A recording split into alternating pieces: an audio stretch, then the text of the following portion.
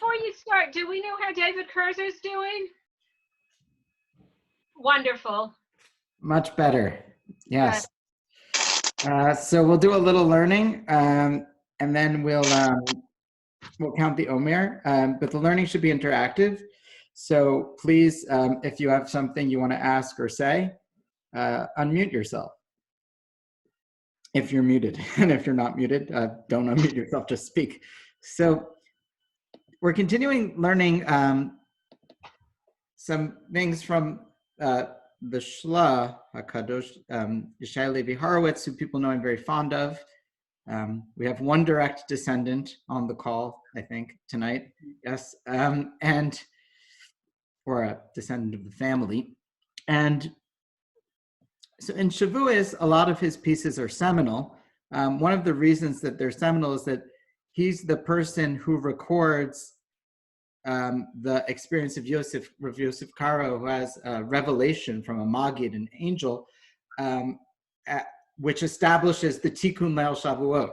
So the whole main modern observance of Shavuot, other than cheesecake, namely the Tikkun Leil Shavuot, is first recorded in print as a custom based on a letter that Rabbi Shlomo Levi Alkabetz writes to him that he prints in the book. We're not studying that now, though if people want to study that incredible letter, tell me and we'll jump to it because it's so good. We've studied it in shul 3 times now. Every time it's something else, but maybe we'll get there. So here's how he begins his entry to Shavuot. He has 3 chapters on Shavuot. He has halacha, then he has mysticism, and then like other stuff. So under the titles Ner Mitzvah, Torah Or, and Derech Chaim Tochachot Musar. Those are the 3 chapters. So here the first. Everyone can see? Yep. Yeah. Great.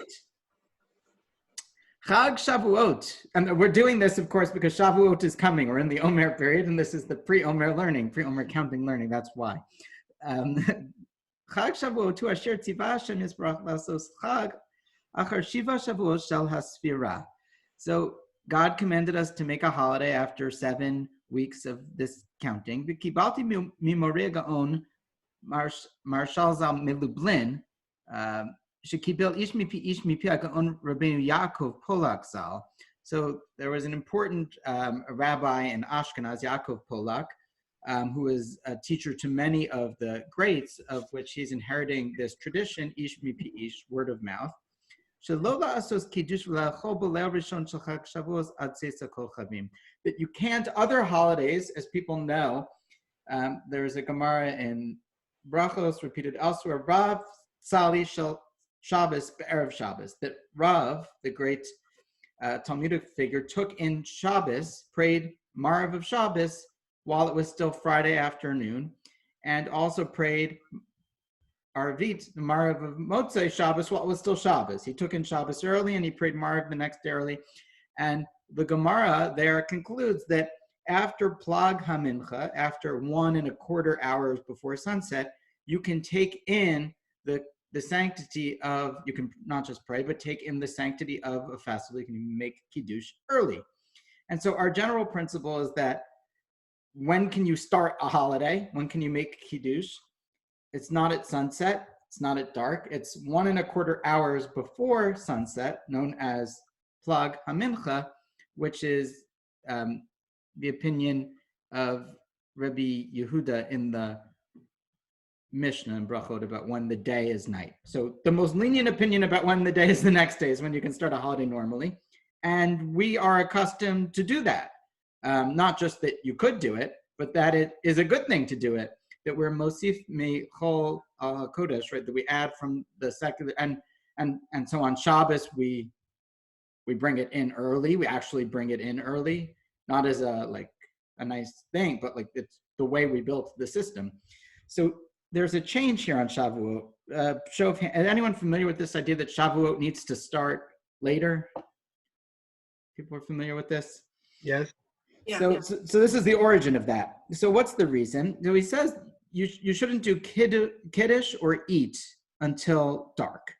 Vehatam, and the reason. So what's the reason? Before we read it, even though you could read it maybe. You have to have 49 complete days. Right. So you have to, it says to Mimos that they have to be full days. So let's just dig into that. You have to have 7 full sabbatical days. You're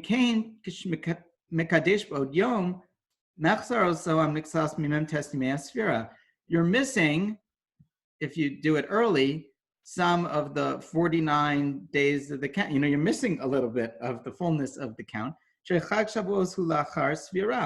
Because the holiday only happens after the counting. Right? And so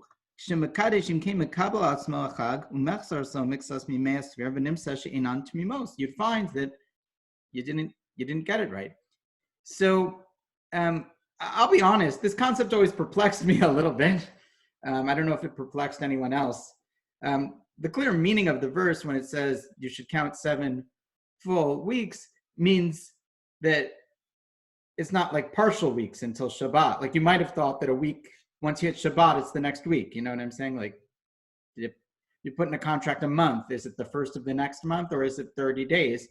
The Torah is just clarifying these are full weeks because the count, of course, begins from Pesach, even though it says Mimocharat Shabbat, but the Pharisee interpretation, as opposed to the Sadducees, was not Shabbat, even though it says Shabbat, but you begin counting the Omer from Pesach. So what are they getting at? Does anyone have a sense? What are they getting at when they require this idea that you can't, like, there's got to be Tumimos, full, means full. They have to be full weeks, and so because they have to be full weeks, you have to make Kiddush after dark. Anyone have like a sense? Does this make sense to people? Seem unintuitive to anyone? No one? Everyone's on mute. So I just want to offer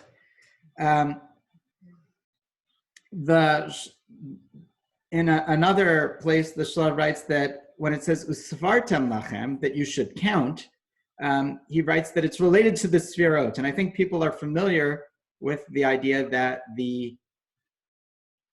there's a meditation after each count about the Sfirah of that day. And people know that there are 7 lower Sfirot in the Kabbalistic system. And if you multiply 7 by 7 and divide them all, you get a 49 system count. So they related Usvartem and count to Sfirot, not from the language of count, but from the language of like, make the days Sfirot days. So I think that's Aleph. Bet is that Shabbatot here, weeks, the word for weeks that's used is Shabbatot, 7 Sabbaths. There's a quality of the counting of the Omer that is rooted in them being restful. This is actually, mark this under coronavirus Torah for the moment. There's an aspect of Sfira that is related to systematic character development, right? Using each Sfira to say, I'm going to perfect this minute aspect of my character, and now the next one, and now the next one, in a 49-step system, right? There are like programs out there for different things, right? 7 steps to this and 3 steps to that, but like 49 steps to character development would not be a class many people would enroll in. It would be considered too complicated. That's just, I think, how many people relate to it. I don't know of many people that really go through the system and use it, but they did.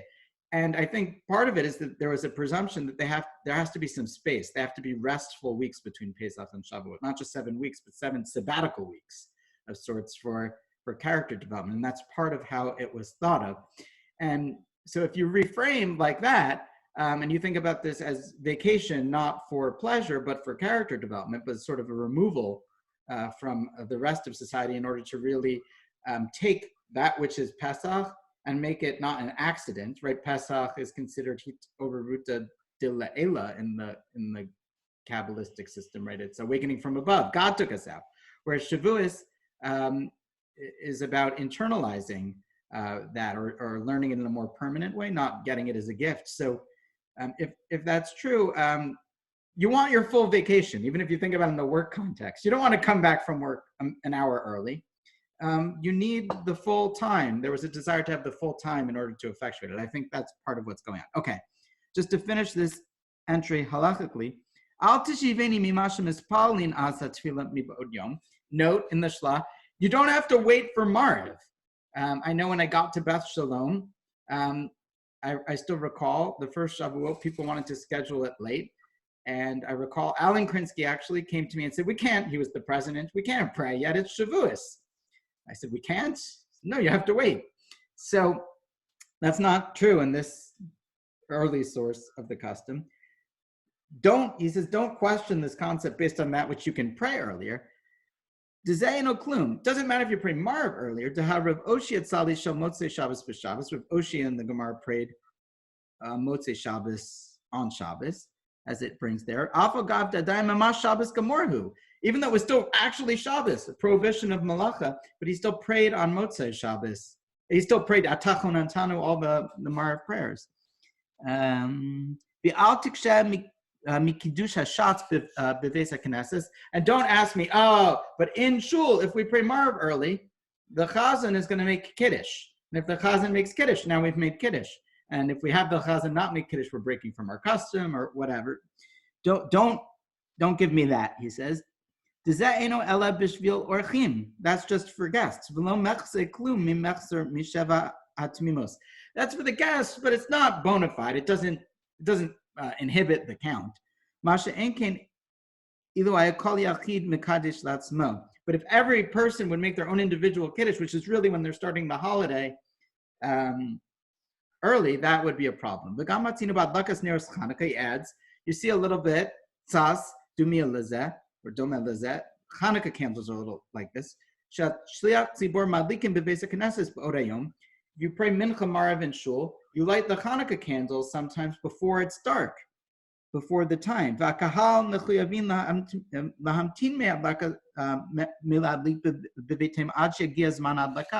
And the people have to wait until it's dark, but in Shul somehow you do it early.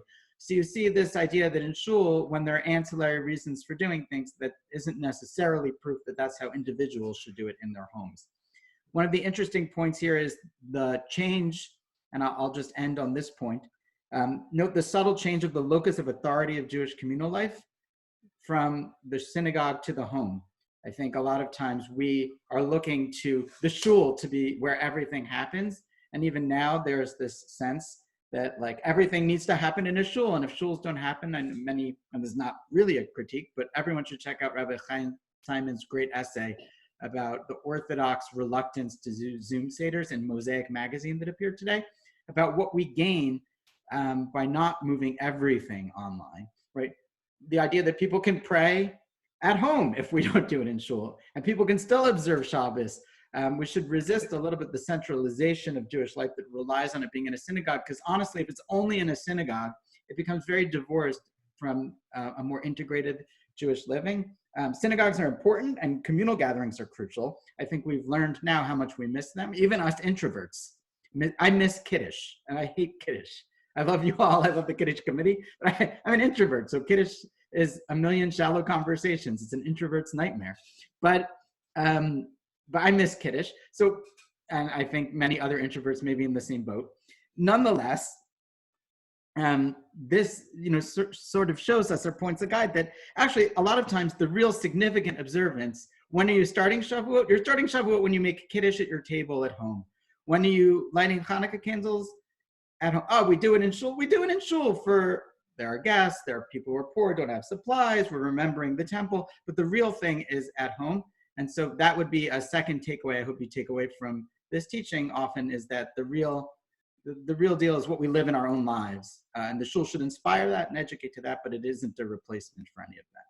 So that's the teaching I'll leave with you tonight. And if anyone has a reflection or anything they want to add or question or comment, but so note the statement of halakha here, at least, if take away nothing, is that Shava Shabbatot Tmimot Tiyena, that does mean in this thinking that you have to wait to make Kiddush until dark, but it doesn't mean it's true for Mariv, and is not necessarily concerned about Kiddush at shul or other ancillary observances canceling it. So if you go to a shul and they say, no, you have to wait to daven Mariv, you can there are sources like that, but the earliest sources that originated the custom don't seem to think that's what they had to do. Questions or comments? And with that, we will count the Omer. Just want to make a, I guess, ancillary announcement, which is the Svirah that it is tonight is Hod Shebenetzach, which is, I think, a fun coincidence just because our daughter is named Netzach Hodaya. So it's the Svirah of our daughter's name. So just give a shout out to her in some way. This is her night. And what that would mean, just to give people a sense of how to work with these attributes, which I think people don't have a sense. People have another minute for me to say it? Yeah. So Netzach is about, someone's trying to get back in. Don Jerkowitz left the waiting room. He's back. Okay, I'll wait for Donnie. Welcome back, Donnie. Rabbi Dollinger, Yeah. can I ask a question? Yeah, we love questions. While you're waiting for Donnie, because you I'm spoke. back. I'm back. Sorry about that. It It crashed. crashed with us. No, it's okay. Ruth, yeah, your question. So you're talking about waiting for Marev before to start anything. So is there anything about waiting for the appropriate time to say the bracha for the Omer? Oh, interesting. Okay.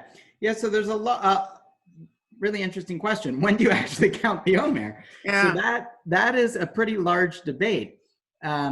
Do you have to wait? I mean, and it's interesting, right? Because now we're actually a little bit before the time for the end of Shabbos right now. Correct. I'm going to count. And so the general halachic assumption is that you can count the Omer itself after sunset as opposed to dark. And the reason for that is why sunset and not dark? After all, we're waiting on this day to make Kiddush, but the actual counting of the Omer we do earlier often. How could that be? Why?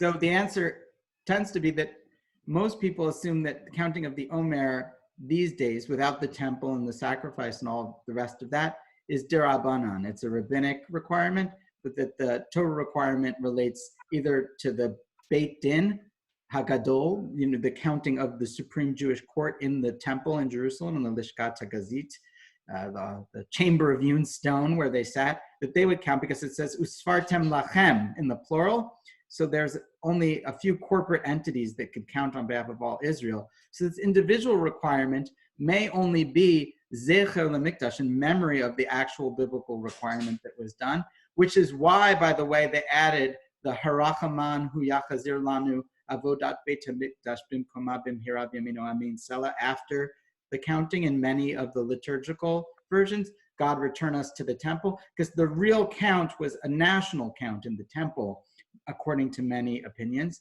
There are opinions and discussions about the Rambam and others' opinions about whether maybe it is biblical on an individual level, but most opinions say it's rabbinic. And if it's rabbinic, we could be lenient in going after, sunset as opposed to waiting for a darker time period to be certain. That's one way of thinking about it. There are others. Rav Soloveitchik gave a long shir about this that's printed in his book on Sfirat HaOmer, but that's one, I think, the most common way to understand the time for the Omer count. It's rabbinic, and therefore... Got it. Thanks. Or it's what we do is a rabbinic version of the biblical commandment, maybe. Understood. Thanks. I have a quick question relating to your class. Am I delaying it too much? No, I mean, if other people can stay, I have no... I think it's quick. You said that we can start things early. Like, I know we start Shabbos early. How come we had to wait basically until Havdalah to start the first Seder? I understand the second one, but not the first. The Seder is a little different. And the reason for the Seder is because of a Mechilta. The Mechilta says that when the Korban Pesach says, V'achlu et habasar b'layla hazeh. You should eat the meat on that night. So that's talking about the actual shawarma of the Korban Pesach. Yes, the lamb with its bitter herbs and matzah. But the question is, we eat the matzah and the bitter herbs still, but it says al matzot umirorim yochlu. You should eat the matzah and the bitter herbs. The korban pesach should be with them. So the question is, once we're doing only 2 of the 3, are we still understand? So now matzah and bitter herbs may be no longer biblical in that context. Matzah is still biblical because there's a mitzvah to eat matzah. Bitter herbs is rabbinic because we lost the shawarma. So once you do that, the question is, does it still hold? So the Mechilta, early Midrash Halacha, says, B'shah shesh matzar maror munachim lefanecha al shulchanecha. A version of this makes its way into the actual Seder text. Yachol me'rosh chodesh. When can I do it? Maybe I could do it the whole month because it says, Mo'adami amim yamima. You have to do Pesach in its season in one place, it says. So, and its season is like the whole spring. Maybe I'll do it any time in the spring. This is no. We have to do it on that night. Even though we lost the korban, we still have to do it on the night of Pesach. So once it's on the night, maybe it's at dark. That's how that developed, if that makes sense. Yep, Yeah, thank you. makes a lot of sense. Thank you.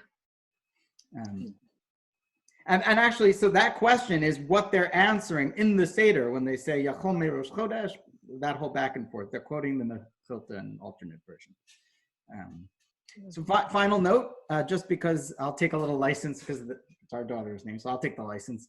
Hod Sheben Netzach, what does that mean? That's the Svirah of tonight. So Netzach is about persistence. I think we could all use a little persistence these days, like a little persevering, like a little extra digging down to make it to whatever, maybe the end of our local lockdown, or maybe something more exciting than the end of a formal lockdown, but the limit of all social interaction nonetheless. Netzach. And then Hod is usually the balance of Netzach. Netzach is doing persistence. Persistence often means fixing, fidgeting, improving, tinkering. Victory is one version of it. Fighting, jihad would be another good translation, perhaps, of Netzach. And Hod is the opposite. Hod is mindfulness, is gratitude, is appreciating what is. Often is associated not with fixing things, because if you're just stopping to appreciate the good, the positive in whatever exists or the beauty in it, you're not running to improve it. So they're seen as a counterbalance. So how do you mix these two, Hod Sheben Netzach? So actually this night's Svirah is well expressed in the book Men Are From Mars, Women Are From Venus, which is really about doers and beers cohabiting one space. So that would be a meditation on tonight's Svirah in the marital self-help section of Barnes & Nobles, or wherever books are sold. But I guess the way to look at it would be in pausing to appreciate the beauty of persistence. So we're in a persistent dominated mode where we're trying to like fix, do, persevere, but we're pausing to appreciate in that mode how I don't know what the right word is, how it can be to fight. So I think actually tonight is a really good night for all of us, sort of pausing to appreciate the fight we've all been giving it. Because I think that's a fair, I don't think this has been an easy couple of months for anyone. I don't know that anyone would describe this as straightforward or simple. So pause to appreciate how we've all persevered and are struggling in a good way, like persisting. So with that, we'll count. Yep. Oh, just one little thing. Can I just ask one little thing? Oh, of course. It's relevant to the counting.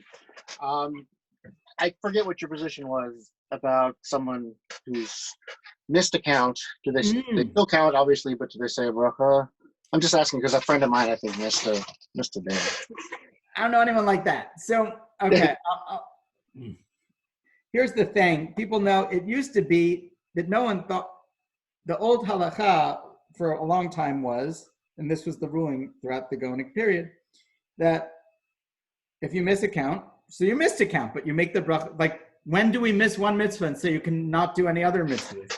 That's not generally how you do it. Like, say you were sick and missed Kiddush the first day of Pesach. Do we say no davening for you the second day of Pesach, no Kiddush the second day? Or, like, you missed the first cup of wine, so no second cup of wine at the Seder? We don't do that to people.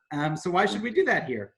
The Bahag, Baal HaGadol's debate about who that was, but at the end of the Gonic period, recorded a ruling that no, but counting, the nature of a mitzvah to count is that it must be sequential. And so because that's the nature of it, you can't count out of order, because counting by definition means in order. So therefore issued a somewhat new ruling that said if you missed, you can't make a bracha. The reason I'm not thrilled with the propagandization of this halakha is that I think it discourages people from counting, because the Bahag was just saying if you missed, you can't make the bracha anymore because it places a doubt on what you're doing, which there is a conceptual value to his point that counting is by definition sequential. And it makes a fair amount of sense, even though at the time, let's say in the year 900, I don't know, I'm not an expert in the Bahag, there's a debate earlier or later, but maybe it's around the year 900. It's a novel opinion then. Okay, that's a long time ago already, and it's been established for a long time.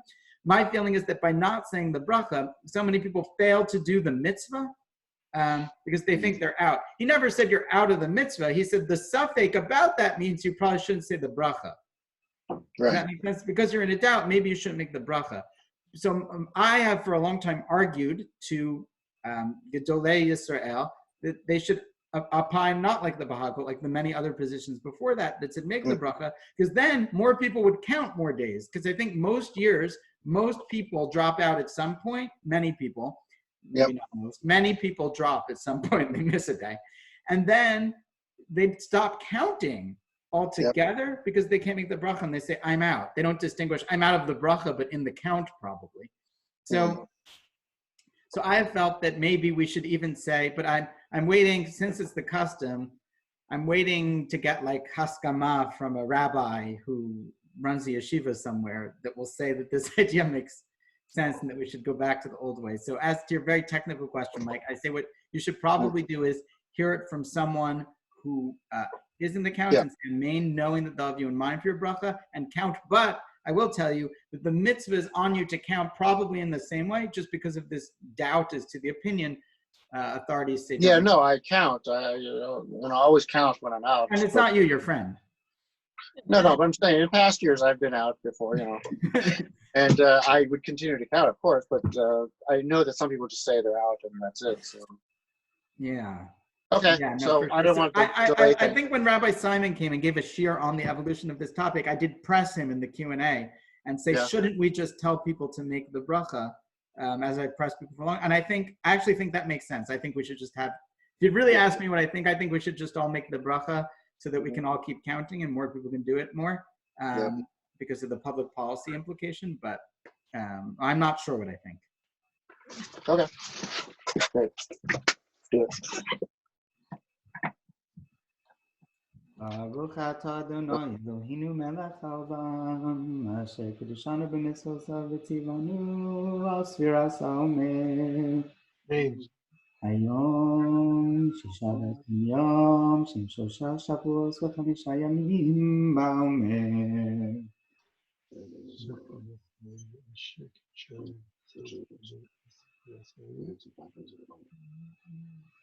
יום שישה יסוד ים שהם שלושה שבועות וחמישה ימים בעולם.